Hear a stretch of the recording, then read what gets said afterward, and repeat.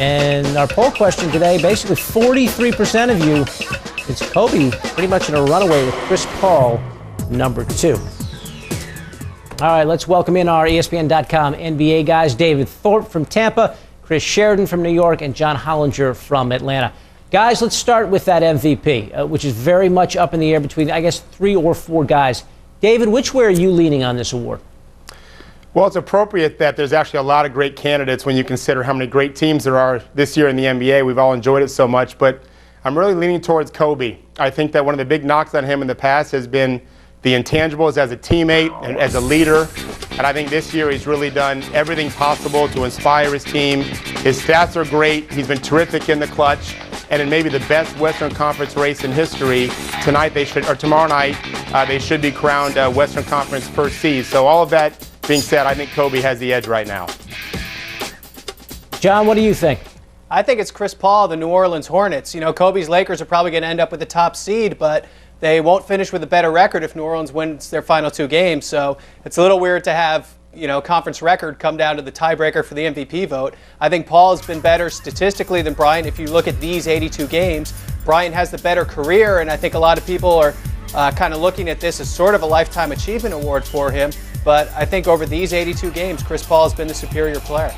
All right, so we got a little difference of opinion. Chris, what's your thoughts on this? Well, I'm not looking at it as a Lifetime Achievement Award. I'm looking at it as a Season Achievement Award, and no team has achieved more and had a bigger turnaround, in fact, none in NBA history, than the Boston Celtics, and that's why I've gone with Kevin Garnett. He is the heart and soul of that team, and all the intensity that team plays with night in, night out. They've won 65 games, mind you. That all flows from Kevin, and we're talking about the best defensive team in the league, and we're talking about a team that has added a couple veterans in P.J. Brown and Sam Cassell. That's the only place they wanted to go. Boston's now a top destination because of what Kevin Garnett has, all the changes that he's brought to that team, and just kind of a whole change in culture. And to me, you don't always quantify the MVP with numbers, and this is a perfect example, and that's why I went with Kevin for my MVP. None of you guys mentioned LeBron James. Why not? They just didn't do well enough as a team. He's actually struggled a little bit down the stretch. Statistically, he's obviously been astounding, and John's numbers that I always look at on ESPN.com suggest that he really might be the best player in the world right now. But you still have to factor in individual success with team success, and they're just not there.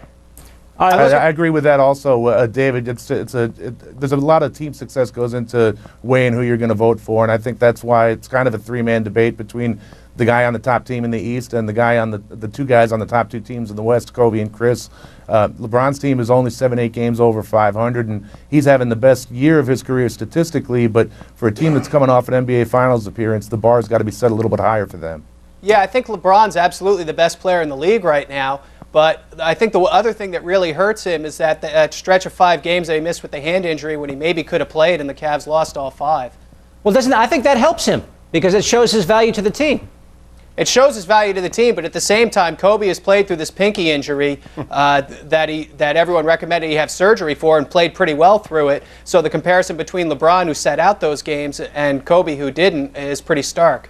Okay, so all right, you're going to knock him for sitting down. Okay, let's move on to Coach of the Year, guys. And John, we'll start with you. Who do you think the Coach of the Year should be this season?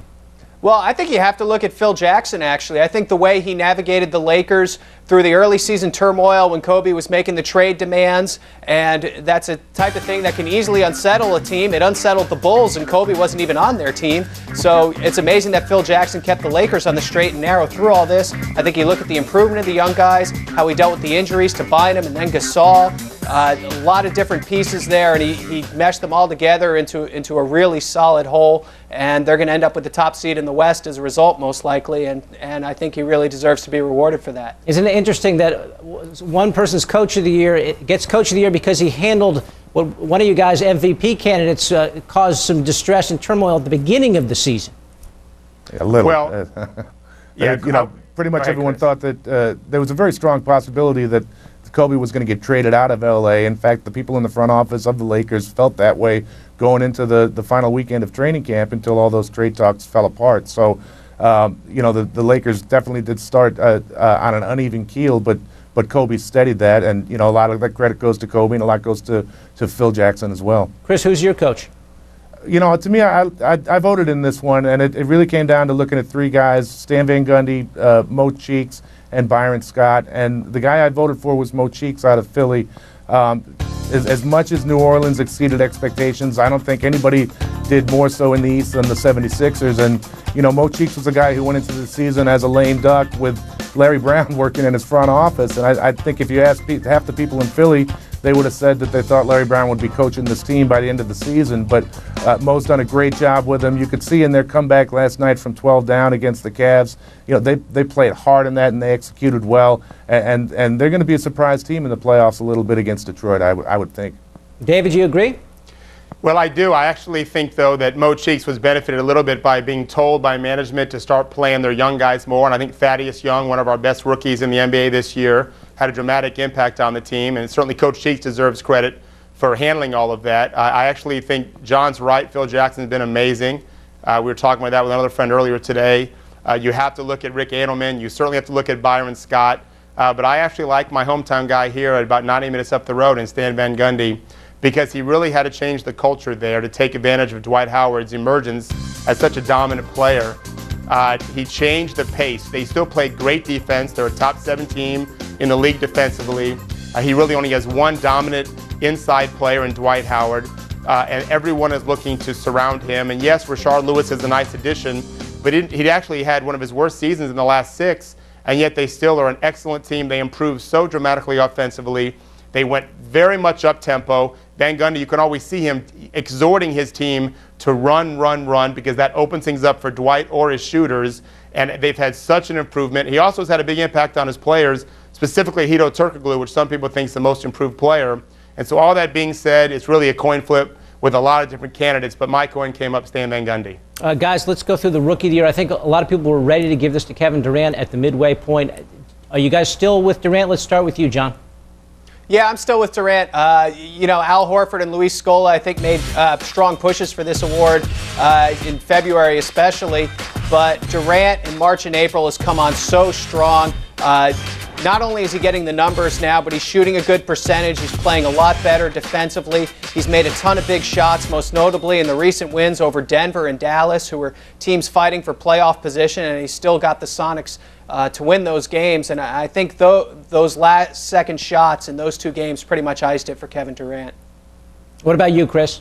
Yeah, I'm voting for Kevin too. He's done, you know, early in the year you could really say he was chucking his way to all those points, but his efficiency has gone up month after month, and his shooting percentages have gone up month after month. And you know, I like Luis Scola a lot. I think he's made a huge impact for the Rockets. They're 30-8 since he moved into the starting lineup, but Kevin's done it throughout the whole year, and I went ahead and listed my ballot: Durant, and then Scola, and then Al Horford. David, do we make it a clean sweep here? Is it all Kevin Durant? Oh, absolutely. I've been covering the rookies all year for the website and ranking them and studying them. And the guys are right. Horford and Scola were terrific. They're in my top 3. But Durant, from beginning to end, the arc of his development has been terrific, and maybe something that next year's guys like Beasley and Rose should study, because early on, he really didn't play with much discipline. Yes, he was putting up points, but so inefficiently, and was really mailing in his effort on defense and on the boards. But once we got to March, he stopped shooting threes. He could always get a 3-point shot, but he's not shooting it well. He drove, he posted. He's very good coming off those tight curls.